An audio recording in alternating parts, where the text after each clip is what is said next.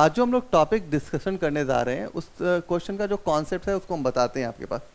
तो सबसे पहले हम की क्या करें, फिगर डिज़ाइन कर लेते हैं। तो हम सबसे पहले क्या करते हैं, एक रिंग बनाते हैं।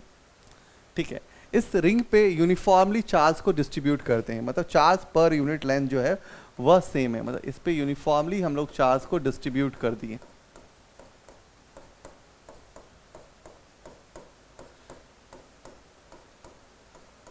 आपको पता क्या करना है कि आपको यहाँ पे एक पॉइंट P रख देना है और इस P पॉइंट पे इलेक्ट्रिक फील्ड की इंटेंसिटी कैलकुलेट करनी है, जो कि रिंग के सेंटर से x दूरी पे रखा हुआ है, मतलब x दूरी पे लाई कर रहा है। ठीक है, अब आपको इस P पॉइंट पे इलेक्ट्रिक फील्ड की इंटेंसिटी को कैलकुलेट करना है ड्यू टू दिस रिंग। ठीक है, अब आप इस बात को समझिए क्या करना पड़ेगा। तो सबसे पहले क्या काम करते हैं हम लोग कि रिंग के रेडियस के बारे में सोचते हैं कि रिंग का रेडियस कितना है। तो मान लेते हैं कि रिंग का रेडियस कितना है, तो रिंग का रेडियस जो है वो कैपिटल R है। ठीक है, आप क्या कीजिए, इसको स्मॉल चार्जेस में ब्रेक कीजिए। ठीक है, सबसे पहले काम कीजिए कि इसको स्मॉल चार्जेस में ब्रेक कीजिए। तो इसको हम स्मॉल चार्जेस DQ में ब्रेक कर दिए। इस DQ का ये जो ब्रेक किए हैं तो इसका एलिमेंटल लेंथ जो हो जाएगा वो क्या हो जाएगा, DL हो जाएगा। जो DQ है वो स्मॉल चार्ज है। ठीक है ना, सबसे पहले आपने स्मॉल चार्जेस को ब्रेक करा, उसके बाद उसके इलेक्ट्रिक फील्ड को ड्रॉ करो। तो इस DQ के इलेक्ट्रिक फील्ड को ड्रॉ कर लेते हैं। तो इसके इलेक्ट्रिक फील्ड इधर आ गए। ठीक है, तो इलेक्ट्रिक फील्ड क्या आ गया इसका, इसको हम लिख लेते हैं DE।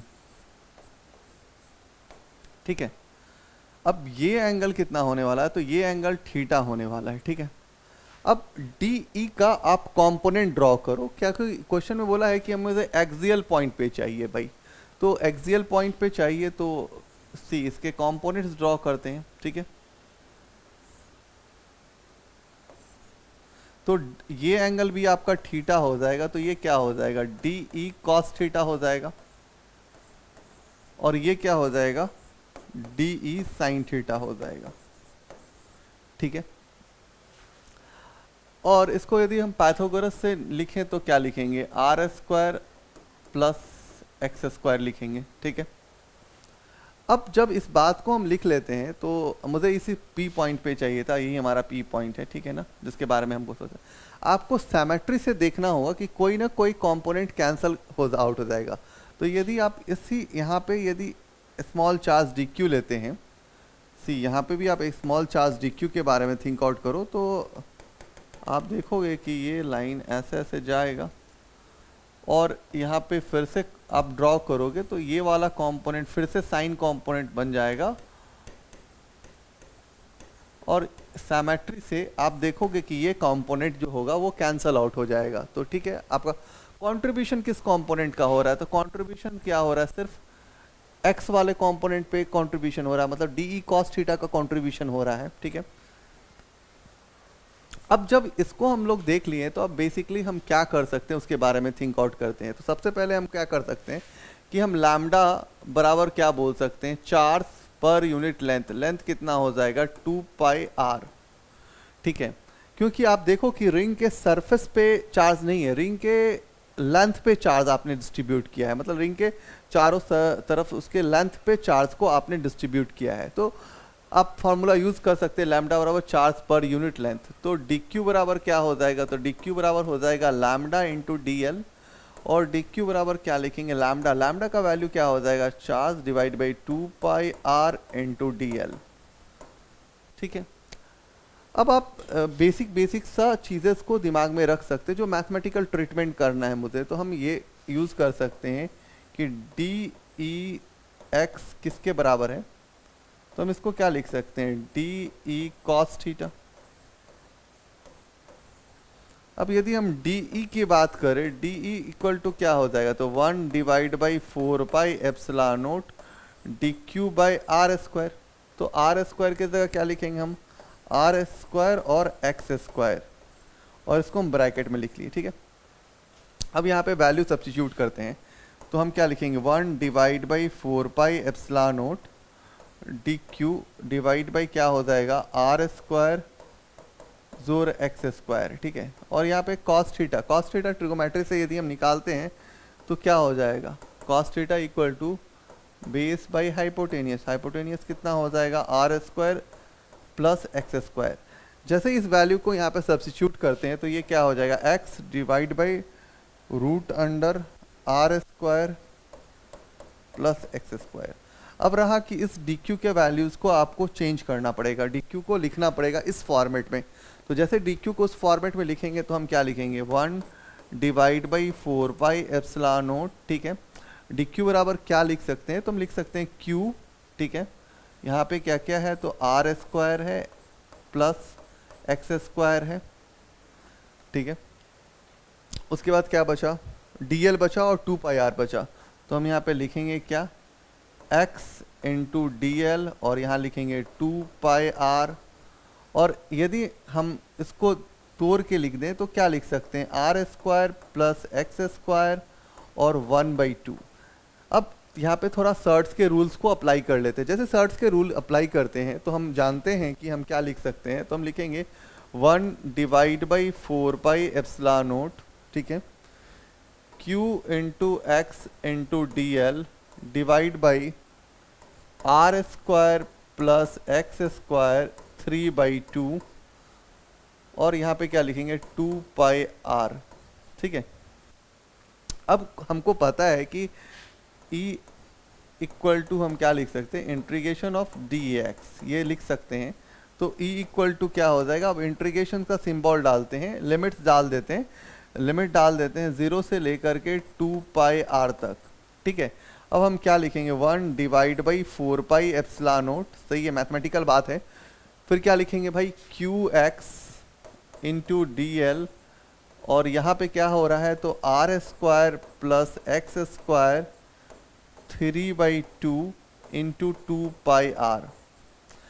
जो टर्म्स इंटीग्रेशन के बाहर आने वाले हैं उनको बाहर निकाल लें, तो बाहर निकाल लीजिएगा। तो जो टर्म बाहर आएगा वो क्या आएगा, 1 divide by 4 pi epsilon not, फिर q और x बाहर आ जाएगा, नीचे क्या बच रहा है, R square plus X square 3/2 और इंटीग्रेशंस लिमिट्स सेटअप कर लेते हैं 2 पाई आर से लेकर के 0 तक इंटू डी एल।